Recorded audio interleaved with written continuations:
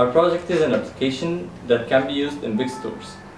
Basically, the project is about the shelves moving so that the customer's required shelf should be in front of the hand of the customer so that they could grab what they want without having to bend to get something from the lower shelf or jump up to reach the top shelf to get something from it.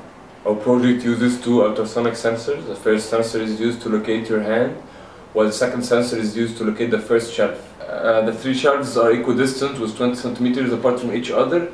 The first shelf has a minimum of 10 centimeters between it and the ceiling, and the last shelf has a minimum of 10 centimeters between it and the ground, so they won't crash.